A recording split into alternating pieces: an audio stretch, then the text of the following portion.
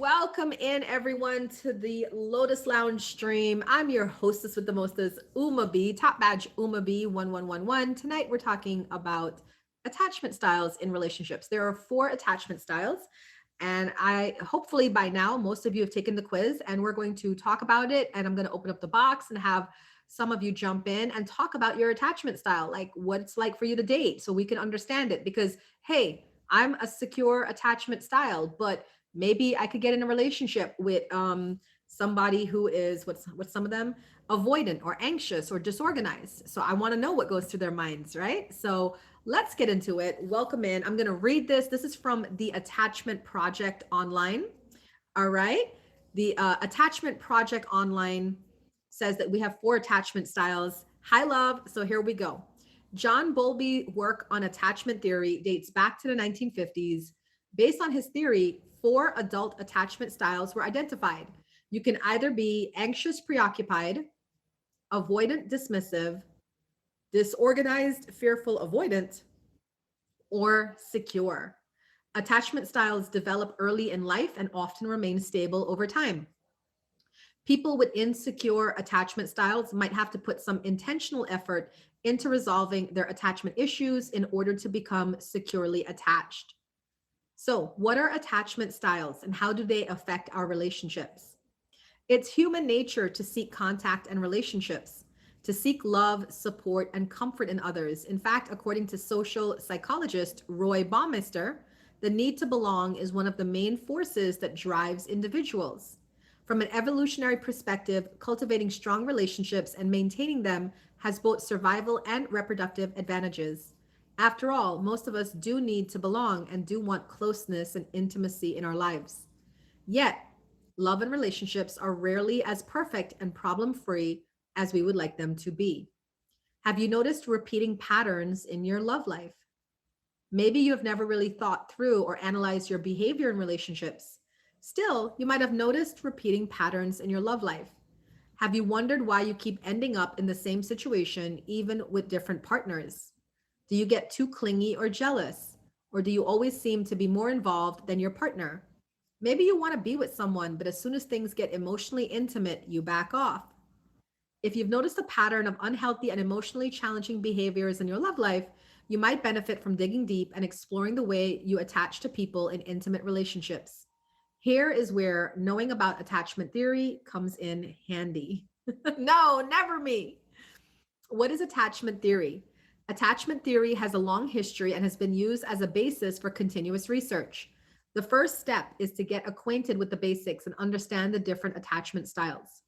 According to psychiatrist and psychoanalyst John Bowlby, one's relationship with their parents during childhood has an overarching influence on their social, intimate relationships and even relationships at work in the future. In other words, your early relationship with your caregivers set the stage for how you will build relationships as an adult. So there are 4 adult attachment styles: anxious, avoidant, disorganized, or secure. Before getting into what characterizes the 4 groups, it's useful to point out how attachment styles develop in children. So this is where I want you guys to make this interactive, all right? As I talk about your attachment style, if you hear something that resonates, just put it in the comments. Let us know that happened to you, this is true, or you could even say this did not happen to me. Let's talk about it, all right? How do attachment styles develop in early childhood? The behavior of the primary caregivers, usually one's parents, contribute to and form the way a child perceives close relationships. The child is dependent on his or her caregivers and seek comfort, soothing, and support from them. If the child's physical and emotional needs are satisfied, he or she becomes securely attached. This, however, requires that caregivers offer a warm and caring environment and are attuned to the child's needs, even when these needs are not clearly expressed. Misattunement on the side of the parent, on the other hand, is likely to lead to insecure attachment in their children. Oh, you could. Did you take when you got the quiz? Which one did they point out for you? I took a picture of mine. I got secure though. So which attachment style do you have? If you Google the Attachment Project online, they have a quiz and then you could take the quiz. It's a free quiz. Each one of the four attachment styles has its typical traits and characteristics, yet a person does not necessarily fit 100% into a single category. You may not match the profile exactly. The point of self analysis is to identify unhealthy behaviors and understand what you might need to work on in order to improve your love life. So let's get to it. Yeah, that's how they have it. It's not mixed. That's exactly it. Got you. All right. So put a one in the comments if you are anxious, preoccupied. If you took the quiz, thank you, Ash, and you got anxious, preoccupied, put a one in the comments.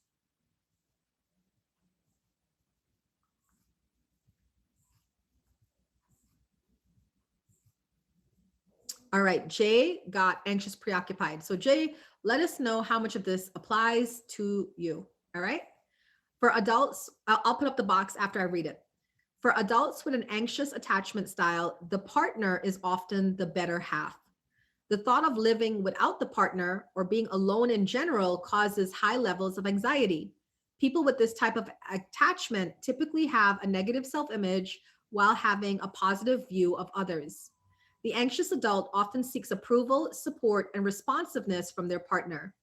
People with this attachment style value their relationships highly, but are often anxious and worried that their loved one is not as invested in the relationship as they are. A strong fear of abandonment is present, and safety is a priority. The attention, care, and responsiveness of the partner appears to be the remedy for anxiety. On the other hand, the absence of support and intimacy can lead the anxious, preoccupied type to become more clingy and demanding, preoccupied with the relationship and desperate for love. So, if you want to jump in the box, I'll put 2 minutes.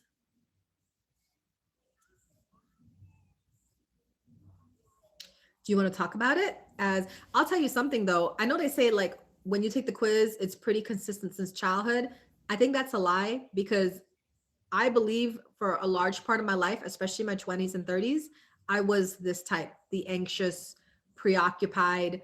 I was completely consumed with relationships. Hey, Jay. I would say the quiz was it was it was accurate in the aspect because my father died when I was young. You know about that. We talked about it and I shared it in the stream last year up to this point. So him not being there and having my mother then growing up having periods of time where there were challenging moments between what my mother thought about me, how vested she was in my best interest growing up. And even in, now that the roles are reversed, it's a bit of a struggle because it's a tug of war between the two of us, me being her caregiver. So Got I you. feel like the end game result for me taking the quiz was thoroughly accurate. And what you just read as to why, again, you know that I was engaged before. It's been 5 years as of last month now. There were a lot of things that was said that was pretty accurate, with the exception of the intimacy part. She was more aggressive than I was overall. It didn't bother me as much, but that's just the way she was by default. Um, but I think what it says about me in that category is pretty accurate. That's awesome. Thank you for sharing. What do you plan to do now that you found out that your style is anxious?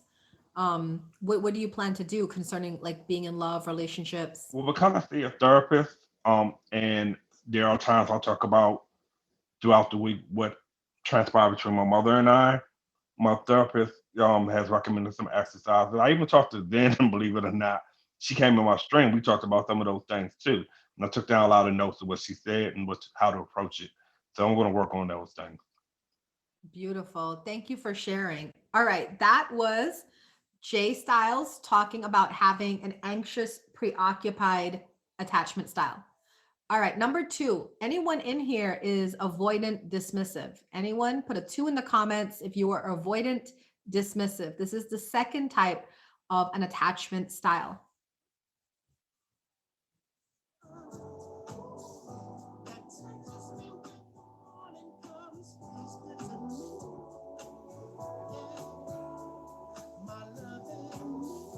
All right.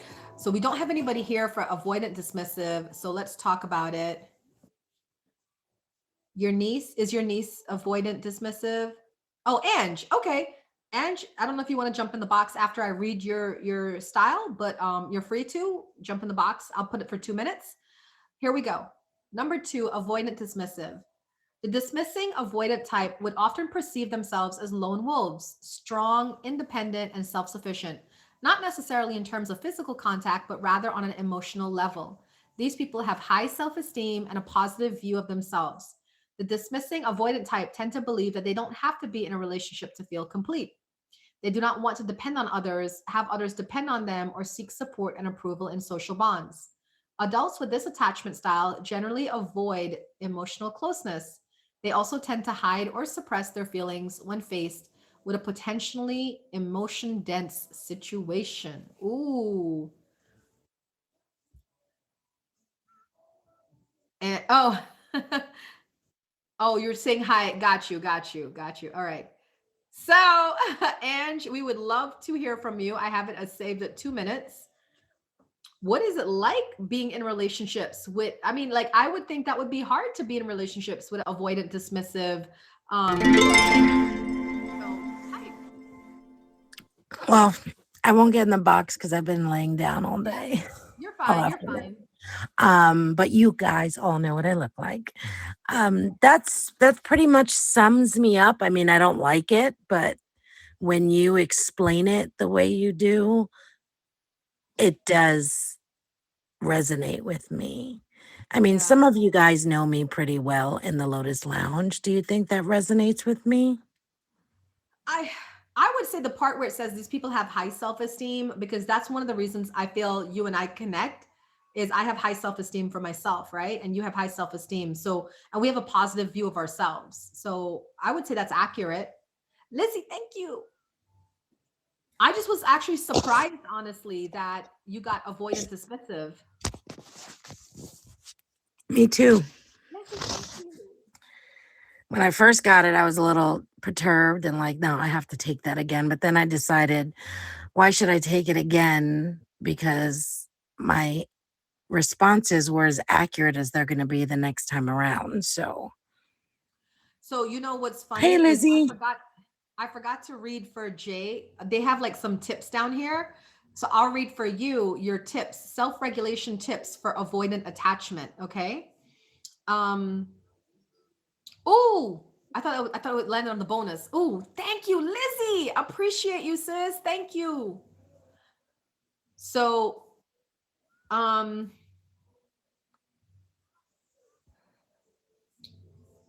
avoidant, which one were you? You were the avoidant dismissive, right?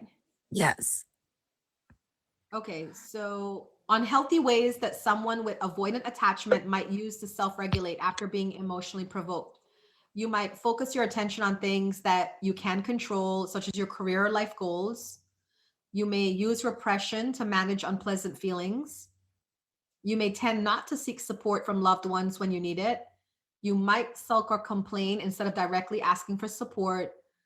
Preemptive strategies, such as breaking up with the partner to cope with your feelings. You might feel threatened by triggering dating or relationship situations, such as a partner trying to get emotionally close, or you might shut down your emotions in an attempt to feel safe and avoid feeling vulnerable.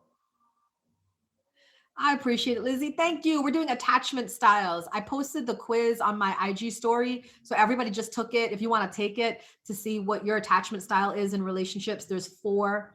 So we did one. We're talking about avoidant, dismissive.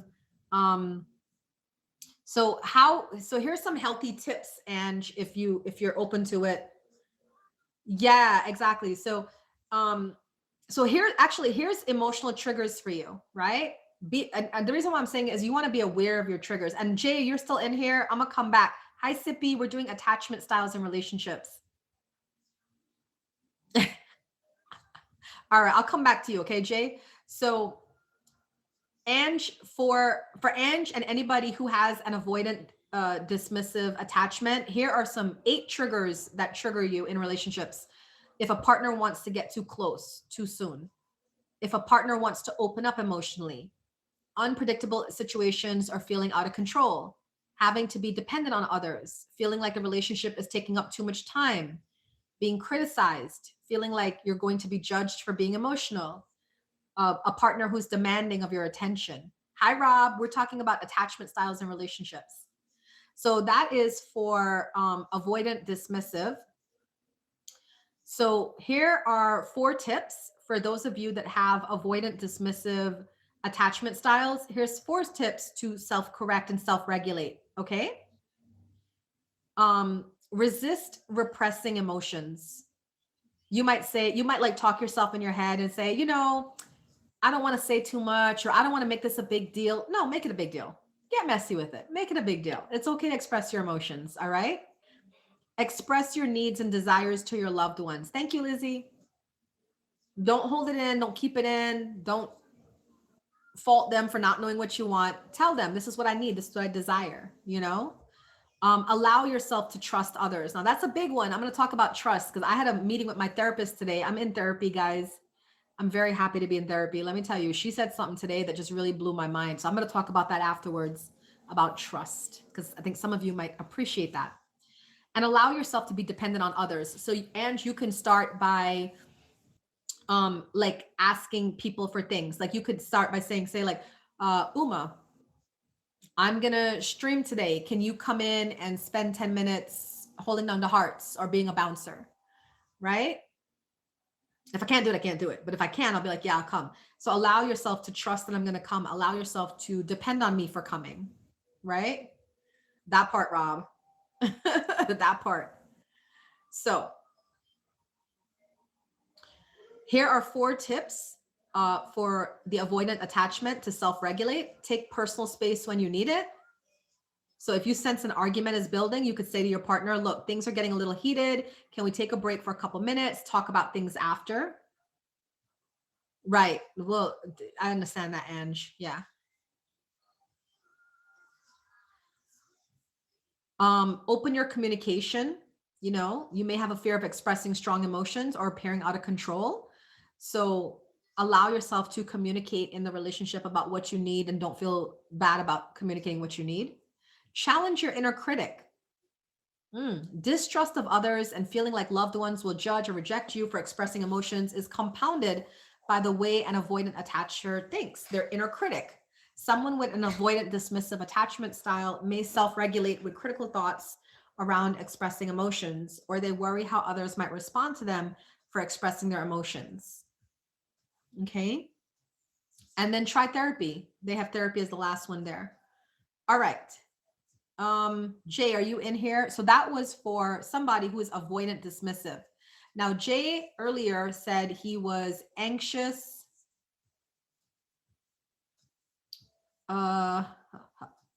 preoccupied. So Jay, we're going to give you your tips. Okay.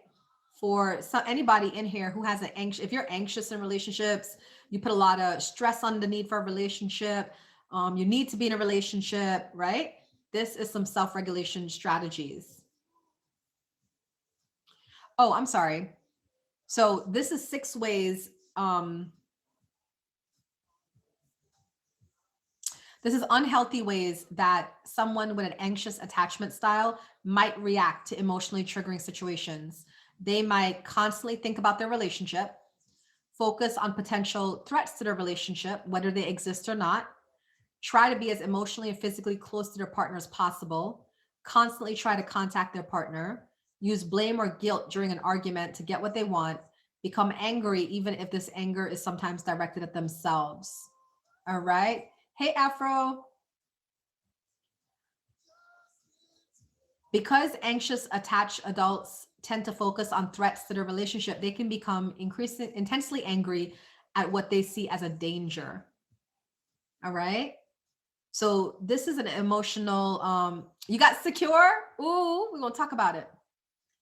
So these are emotional triggers in a relationship for someone with anxious attachment style. If you have a partner who's inconsistent, that could be a trigger. If a partner is distant or distracted, if a partner forgets important events, such as like birthdays or anniversaries, if your partner comes home late. Hi, Cheyenne, we're doing attachment styles in relationships. If a partner doesn't message you back when anticipated, if a partner fails to notice something new, like a new haircut, those could be triggering for you. So the reason why I'm saying that, Jay, and anybody who has anxious attachment styles in relationships, thank you, is because you want to be aware of what triggers you. So like, let's say if I had a new haircut and I have a partner and they didn't notice it and I have an anxious attachment style, it would be easy for me to say, hey, did you notice my hairstyle? Give them a chance. They might be like, oh, babe, I'm sorry. I've got so much on my mind. I didn't even really look at you. I apologize. You look great, Hi, Art Man. We're talking about attachment styles. I definitely had that happen. Again, in my engagement, and I did, have an outburst, but it wasn't a rant outburst. I let them know how disappointed, how displeasured I was that they didn't take the time to notice. So yeah, that's definitely a trigger for me. And I tell people that I try to date in the friendship beginning phases that time management consistency is big for me. If you cannot demonstrate good time management skills and be consistent, it's definitely a red flag for me. So I There you go. identify, I do notice some of my triggers from previous relationships to say these are the things that I don't like and that I don't allow, I don't tolerate. So I have identified with them already from the things you read, the 6 things that you read. That is awesome. So here is what healthy self-regulation looks like for your attachment style. Um, Resist big emotional reactions to upsetting circumstances. Really take the time to calm down, breathe, step away before you respond. Calm yourself down when you become overly stimulated, like if you become overwhelmed with emotion. Calm yourself down. Manage your frustration if your partner's plans change. So if like you guys had plans for dinner and they can't come now, don't automatically go to they don't care about me, they don't love me, I'm not important to them. Go to, oh, I hope everything's okay. I hope I know she would wanted to come to this dinner, I don't know why she's not here, so I'll wait until she explains it to me. And handle conflicts without become aggressive or overly angry. So maybe some conflict resolution training, like learning how to handle conflict. I really think that's a great class to take, conflict resolution. I took it in college and it's so helpful. I took it when I used to work with TSA as a That would help. So manage anger. Here are 3 things that someone with an anxious attachment style could say to their partner when upset. This can be for anybody. If you get upset at your partner, here's 3 ways you can respond. I'm upset and here's why, and say why. You might struggle to understand, but for some reason it really bothers me. You could say that. Or you could say, I feel hurt. I know that you probably didn't intend that, but I'm worried about our relationship because of, and say what you mean. Or you could say, would you mind staying in more frequent contact with me so that this doesn't happen again? I got to tell you guys, they say that I'm a secure attachment style now, but I'm surprised about that because I was anxious attachment style. And I guess maybe with all the therapy and training that I've been doing, it's helped me because I would say that a lot to my exes, my boyfriends. I would say, communication with you throughout the day helps me feel secure in the relationship. I didn't even know I was anxious. I just knew for myself what I needed. And I know I needed, like, whether it was a text or a phone call or a picture, just something to say, hey, you're thinking of me and I'm still here. And that helped me. And a lot of my boyfriends, they were happy to do it. They were just like, oh, that's what you need. Okay, cool. I remember one boyfriend I had, I said, we did long distance. He was in Florida, I was here. And I said, I need a call in the morning and a call at night, you know? And he went above and beyond and he called me morning, noon, and night, like 3 times a day. I was like, that's pretty cool.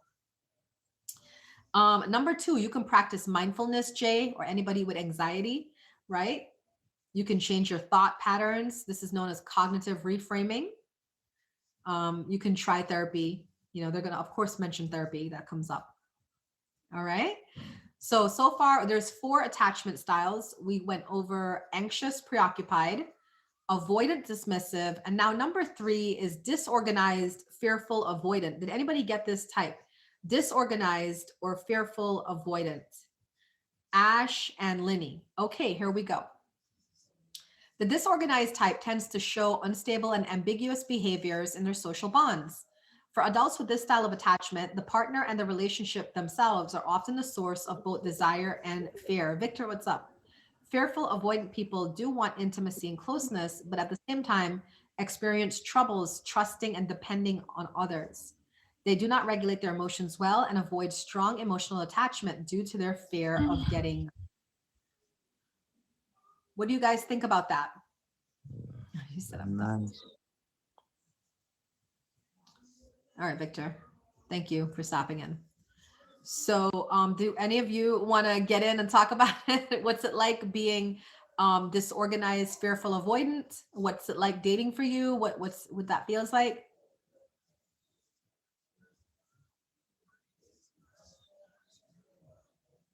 All right. That's okay if you don't want to get in. So, oh yeah, I forgot about your wisdom tooth. All right. So let me give you guys your self-regulation tips. All right.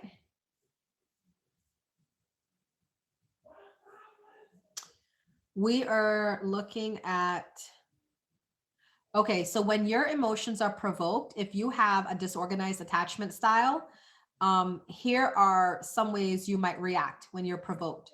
You might see relationships as scary. You might have difficulties opening up to loved ones. You may report that you don't feel anything or have no emotions. You may behave unpredictably when faced with an emotional situation.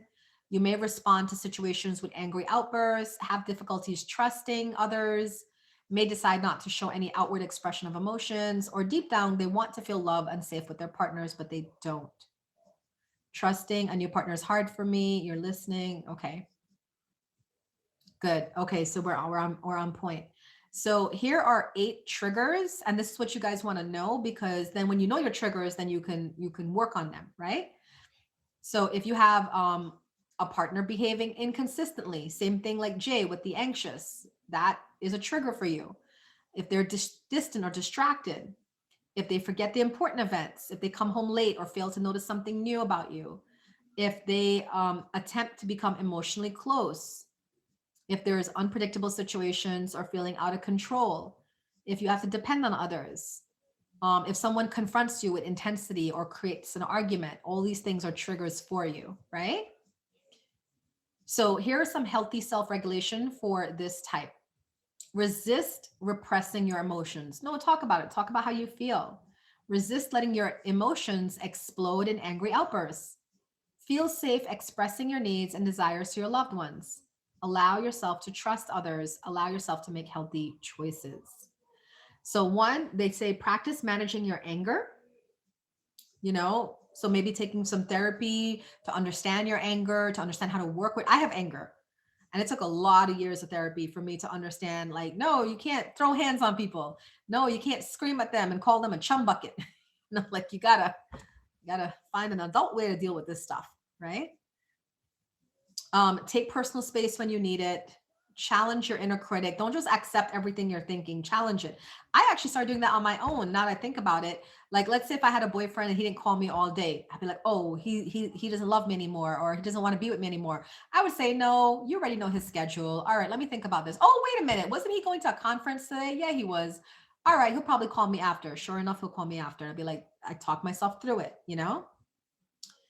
Practice open communication and take time to think about your needs. Try therapy. So what do you guys think, Linny and Ash, about that advice? Yeah, you can't put hands on people. It's not okay, according to the law.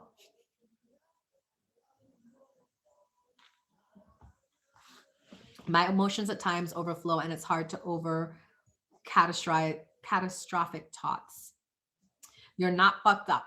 You know what's crazy is I feel I used to be this way in my 20s. Like honestly, like I feel this I was very angry, and I used to blow up about a lot of things. So you can get here, because you know where here is? Secure, because I am the secure attachment style, and Afro is. Anybody else in here is secure?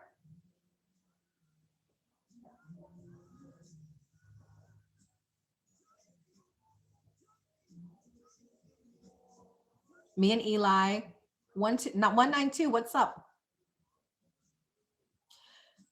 Well, we all have attachment styles, but I feel that you can change, because when I'm reading through the top 3 that we just went through, I've exhibited those in my lifetime. I'm 45 now though, and I now tested and I came up as secure, which was surprising to me. But I do think that you can change. Yeah. working on staying in the moment and being, yeah, meditation will help with that. Books on people.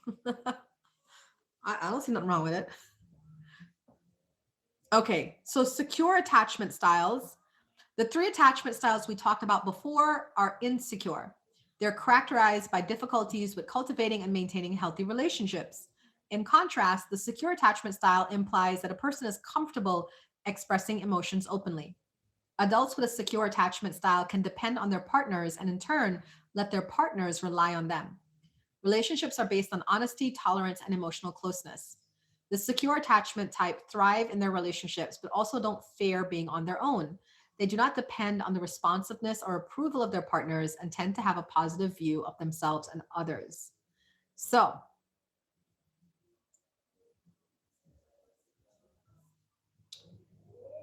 secure attachment. They don't have tips because we're kind of doing what we're supposed to be doing. I can tell you from my personal experience, and I don't know if Eli wants to talk about it, but I can tell you from my personal experience that I have been misdiagnosed so many times by friends or people who just watching me and say, oh, Uma's codependent. She's always in a relationship. But what they don't understand is to be codependent, you have to need that relationship. I love being in relationships, you know? So if a guy is interested in me and he starts talking to me and we have good chemistry and I'm having a good time and he wants to be in a relationship with me, I'm going to get in a relationship. I don't put much more thought to it. I'm like, okay, let's do this, right? It's funny to me when I see people outside of me judging me or thinking about me or talking about me, because I'm like, I'm having a good time. And then if it doesn't work out, it doesn't work out. If it works out, great. If it doesn't work out, great. I can still gain a friend. That's the way I think about life, right? And I'm sharing with you guys the way I think because I'm a secure attachment style person. I love to spend a lot of quality time with my man if I have a man, but at the same time, I love my alone time as well. So when I'm in a relationship, I make sure to always balance my life. Like I always tell, if I have a boyfriend, I always tell him Friday nights are for my friends or myself. If I don't have like friends to hang out with, Saturday is for you, Saturday night. And then Sunday is like my day to be by myself. You know, of course, if I'm living with somebody, it's different. But usually when I'm dating long distance or dating in the area, that's the way it works. Is Fridays for friends, Saturdays for my person, and then Sundays for me. You know, it's like it's good to have space, right?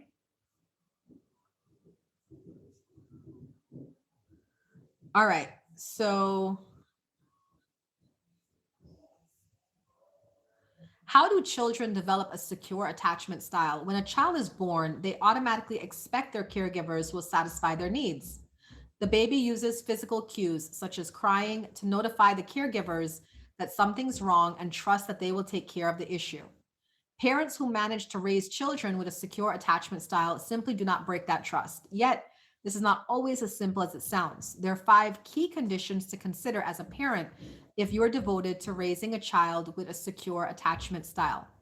So, here are 5 conditions necessary for raising a child with secure attachment. Yeah, it just makes it easier for me because I notice in myself in relationships, if I spend too much time with people, it doesn't have to be a partner. It could be friends, it could be a partner. It could be work. If I spend too much time in one area of my life, I tend to develop anxiety even more and I feel overwhelmed. So that's why I like to space things out. Like tomorrow is my feature show day. I stream 3 times tomorrow. I stream in the morning to tell people about my feature show. Come to my feature show at 4. I have the feature show at 4, and then I stream 8 o'clock at night for the DJ battles and trivia. So it's a long day tomorrow. So what I do is I don't work. I don't take clients tomorrow. I don't do any work, on the computer or stuff.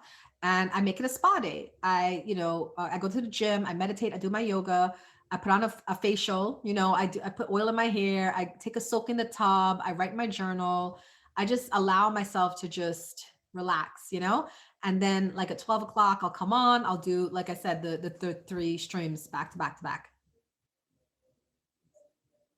Yeah, that's good. That's good. All right. So here are 5 conditions. 5.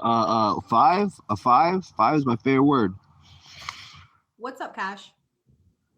No. What are your conditions? We're talking about attachment styles.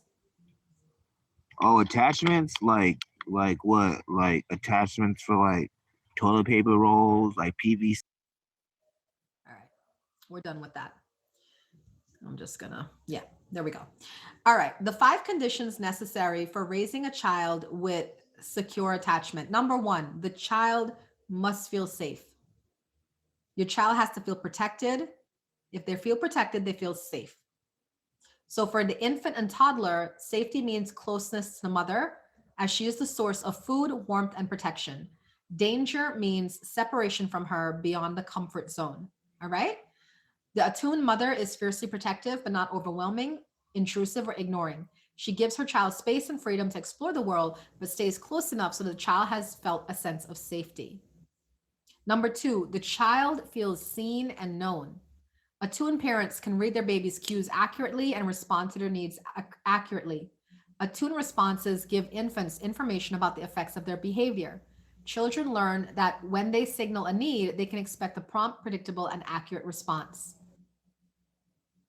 Hi, Nick. We're talking about attachment styles. Hi, King, spiritual king. Number three, the child feels comfort, soothing, and reassurance.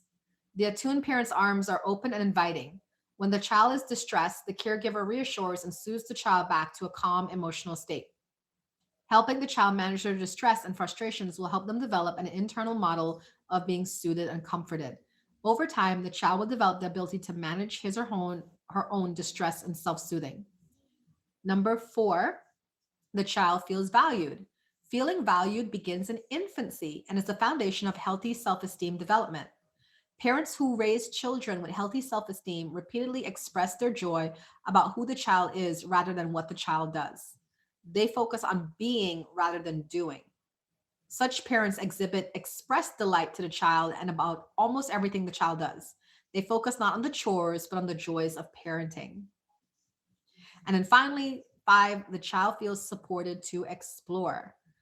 Children need to feel supported to explore their world joyfully and safely. Parents who champion this have a deep faith in their child and always provide him or her with a safety net. Deeply involved in their child's life, parents give the child space and trust him or her towards autonomy and independence. That's it. So here I'm going to end with, because I'm recording this for YouTube, I'm going to end with 10 signs of secure attachment in adult relationships. This is what adult relationships should look like. Are you guys ready? Hi guys, welcome in. We're talking about attachment styles in relationships. You can take the quiz. It's the Attachment Project. You can Google the Attachment Project, take the quiz, and find out what attachment style you have. All right. So here are 10 signs of secure attachment in adult relationships. Number one, you're able to regulate your emotions and feelings in a relationship. Number two, your strong goal-oriented behavior when you're on your own. Number three, you're great at bonding, opening up, and trusting others. Number four, knowing what you're about in life and what purpose you want to fulfill. Number five, can communicate your needs effectively. Number six, feel like you have an impact on the world around you. Number seven, comfortable with closeness and mutual dependency. Number eight, actively seek emotional support from your partner and also give emotional support to your partner. Number nine, comfortable being alone and use that time to explore. Number 10, strong capacity to reflect on how you are being in a relationship. All right, so there's 3 clues to look for secure attachments in adults. Oh, Rosé's trying to verse me. We're going to verse him in a second and put on his top. 3 clues to look for secure attachment in adults. Number 1, they have a positive view of self. Number 2, they have a positive view of others. And number 3, they have a positive view of childhood. All right, let's go verse him and then we'll come back. But that is for YouTube. That is my talk on the attachment styles in relationships. I hope you enjoyed it. And if you ever find that you can come to streams, find me, Uma B 1111, and come and join